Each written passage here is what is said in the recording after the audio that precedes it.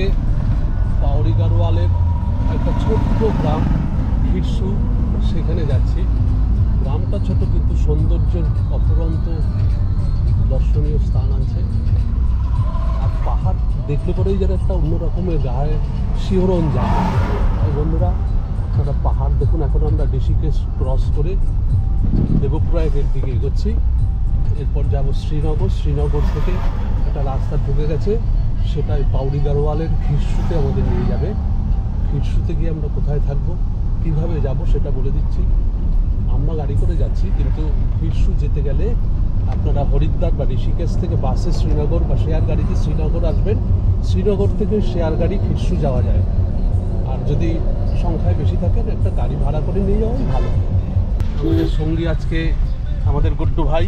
High Guddu ভাই, high করে দাও। গুড্ডু ভাই, গুড্ডু ভাইয়ের যদি গাড়ি লাগে আপনারা গুড্ডু ভাইয়ের গাড়ি নেবেন। গুড্ডু ভাই, তুমি গাড়ির নাম্বারটা বলে দাও। তোমার নাম্বার বলে দাও, কন্ট্যাক্ট নাম্বার 7060794426। একদম আপনারা নোট করে নিন। খুব ভালো ছেলে, খুব সুন্দর, ভালো গাড়িও ভালো, নতুন। আপনারা এর গাড়িতে রিজনেবল প্রাইস আছে, আসতে পারবেন। আমরা খিরসু গিয়ে খিরসুর সিনিক বিউটি দেখাবো, অপূর্ব সুন্দর লাগবে।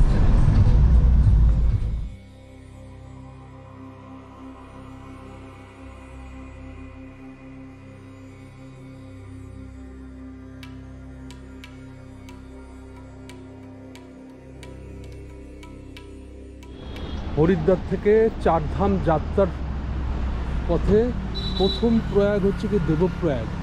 ওদিকের ওই ঘোলা জলটা শতপল গ্লেসিয়ার থেকে উৎপত্তি হয়ে দীর্ঘ পথ পাড়ি দিয়ে অলকানন্দা এইখানে এসে এদিকে গঙ্গোত্রী গ্লেসিয়ার থেকে উৎপত্তি হয়ে ভাগীরথী নদী এইখানে এসে মিলিত হয়ে নতুন নদী গঙ্গা হয়ে আমাদের ঋষিকেশ হরিদ্বার হয়ে সমতলের দিকে প্রবাহিত হয়ে গেছে। এই সেই প্রথম প্রয়াগ দেবপ্রয়াগ। এটা অত্যন্ত পুণ্য স্থান।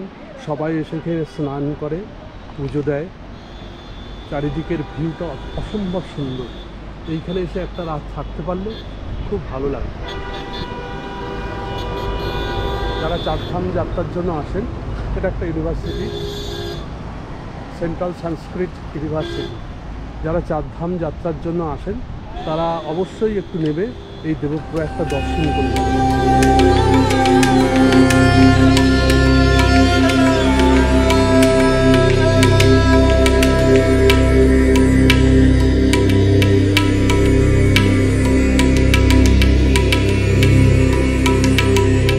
আমরা এখন খিরসু এসে গেছি। এগুলো হচ্ছে কি পাহাড়ের একটা জেম। এখন প্রচুর হোমস্টে হোটেল হয়ে গেছে। আমরা উঠেছি GMBN এর হোটেলে। ওটা থেকে ভিউ অনেক সুন্দর, আমরা পরে দেখাবো সেটা। এই একটা খেলার মাঠ, পেছনেও উঁচু উঁচু পাহাড় দিয়ে ঘেরা। ওই একটা মন্দির, শিব মন্দির। আমরা এখন যাবো ওই মন্দিরে।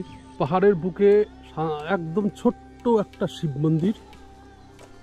কি শান্ত পরিবেশ,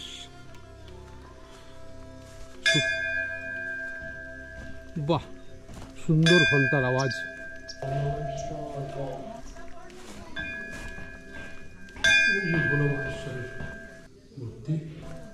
মনটা ভরে গেল। আজকে ক্লাউডি ওয়েদার, কিছুই দেখা যাচ্ছে না। আশা করি সকালে ভালো দেখতে পারবো। এখান থেকে বিভিন্ন স্নো পিকসগুলো দেখা যায়, সেগুলো দেখি কালকে যদি ওয়েদার ভালো হয়, আমাদের কপালে যদি থাকে।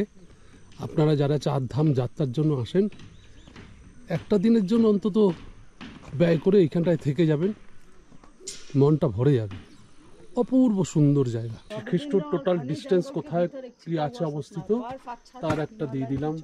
এইখানটায় খিরসু GMBN এর এই বোর্ডটা লাগানো রয়েছে। এই হচ্ছে খিরসু, এই লেখাটা দিয়ে দিলাম, আপনারা ক্রস করে দেখে নেবেন। এই হচ্ছে GMBN এর পুরনো বিল্ডিং।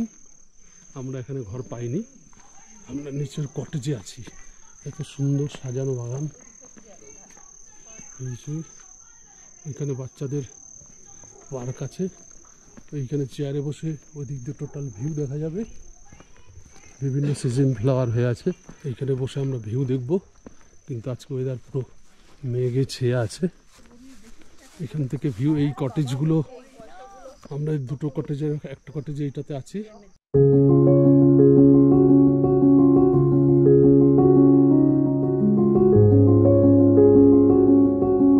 ভারত ভোজনালয় খিরসু, এই হোটেলটা দেখে রাখুন। এইখানটায় আপনারা কম দামে ভাত, ডাল, সবজি, ডিম, মাছ, মাংস সব কিছু পাবেন।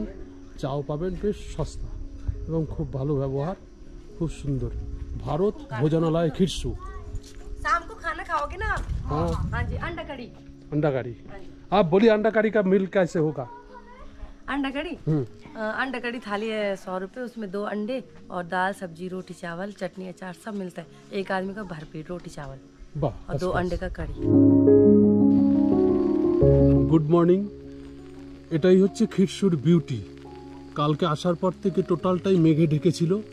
রাত 3টে থেকে অবিরাম ধারায় বৃষ্টি হয়ে চলেছে। এখনও বৃষ্টি পড়ছে খিরসুতে, কিন্তু দূরের যে পর্বতশ্রেণীগুলো রয়েছে, স্নো পিকসগুলো রয়েছে, সেদিকটা একটুখানি ক্লিয়ার হয়েছে। কতটা ক্যামেরায় আসছে আমি জানি না, কিছুটা দেখা যাচ্ছে, তাই আমি একটুখানি তুলে নিলাম। এখান থেকে সমস্ত নামকরা এবং বেনামি প্রচুর পিকস রয়েছে।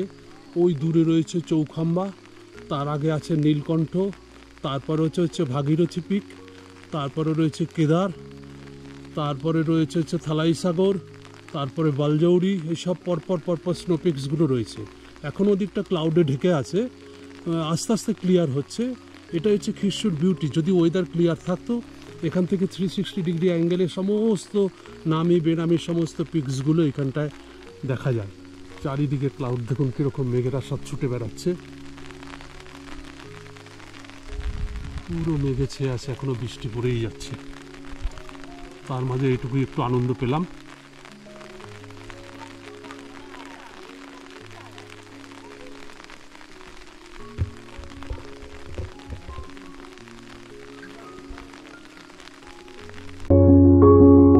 সকালবেলাকার সৌন্দর্য দেখুন, এটাই হচ্ছে পাহাড়। খিরসু দিয়ে এত সুন্দর ভিউ দেখা যায়। পেছনেরটা যদি পরিষ্কার হতো সমস্ত পিকসগুলো দেখা যেত, বাট ওটা এখনও পরিষ্কার হয়নি, হয়তো বেলায় হতে পারে, কিন্তু আমরা রিস্ক নিয়ে আর এখানে থাকলাম না। এই হচ্ছে পাহাড়ের উপরটা, পাহাড়ের নিচে ধাপ চাষ, কি সুন্দর সব করছে, অস্বাভাবিক সুন্দর জায়গা, সব ধাপ চাষ।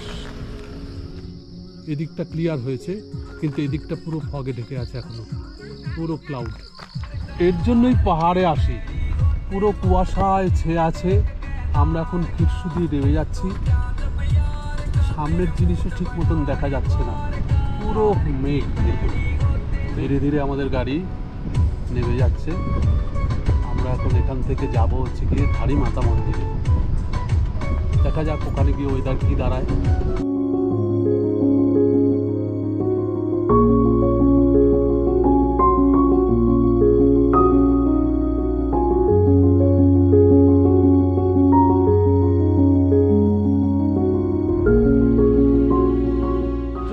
ধারিমাতা, আমরা এখন ধারিমাতার মন্দিরে এসে গেছি। এখন মন্দিরের ভেতরে ঢুকবো।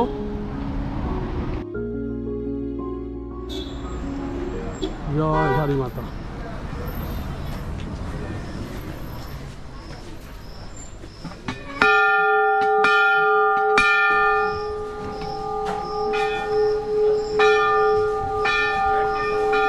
এখানের কথা অনুসারে ধারিমাতা মন্দির আমরা প্রবেশ করছি।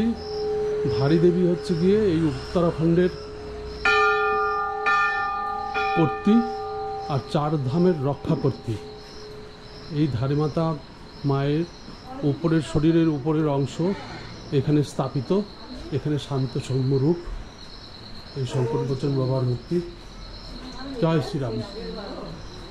তারপরে আর বাকি এখানে বাকি অংশ, শরীরের বাকি অংশ কালীমঠে, কেদার যাওয়ার পথে কালীমঠে অবস্থিত। সেখানে মা কালীর রুদ্র রূপ রয়েছে। আর এখানটায় শরীরের উপর অংশ শান্ত সৌম্য রূপ। এই ধারিমাতা 3 সময় 3 রকম রূপ ধারণ করে। এক হচ্ছে গিয়ে যখন সকালে বালিকা, দুপুরে হচ্ছে যুবতী আর রাত্রে বৃদ্ধার রূপ ধারণ করে।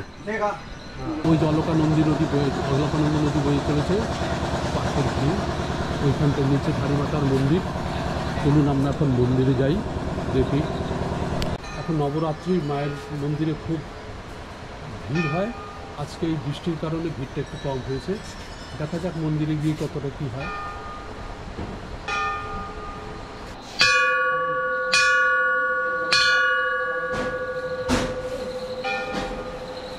সীমা ঘন্টা বাজালো, ঘন্টা বাজিয়ে এবার মন্দিরের দিকে ঢুকছে। কথায় বলে চারধাম যাত্রার সময় আগে যদি ধারীদেবী মাতার দর্শন করে যাওয়া যায়, সেই যাত্রাফল নাকি পূর্ণ প্রাপ্তি পায়। আমরা এখন ধারীমাতা মন্দিরের দিকে এগোচ্ছি। কি সুন্দর পজিশন দেখুন, অলকানন্দা নদী নিচের দিয়ে বয়ে চলেছে, অলকানন্দা নদী বয়ে চলেছে, তার উপরে মায়ের মন্দির। লোকের আফা যাওয়ার জন্য দুদিকে সেপারেট করা রয়েছে, চারিদিকে জাল দিয়ে ঘেরা সেফটির জন্য। এটা মূল রাস্তা থেকে প্রায় 1 কিলোমিটার নিচে। আপনারা যারা আসবেন জুতো পরেই নিচে আসবেন, কারণ সিঁড়ি স্টেপ ভাঙা আছে এবং সিমেন্টিং করা। জুতো পরেই আসবেন, তা নাহলে খুব অসুবিধা হবে।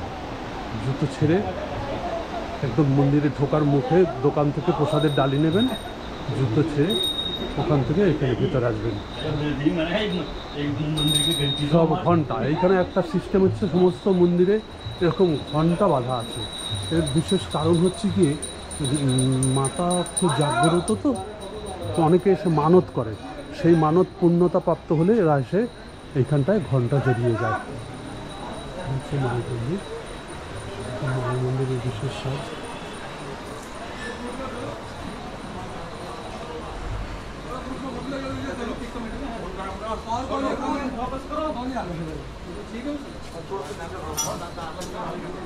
প্রবেশদ্বার, ঘন্টা বাজাই। অবিরাম গতিতে বয়ে চলেছে, পাশে উঁচু উঁচু পাহাড়। এই সব পাহাড়ের মাঝখানে এই ধারীমাতার মন্দির।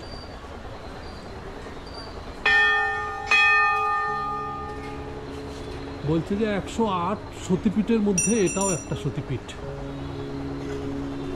শান্তশিষ্ট রূপ।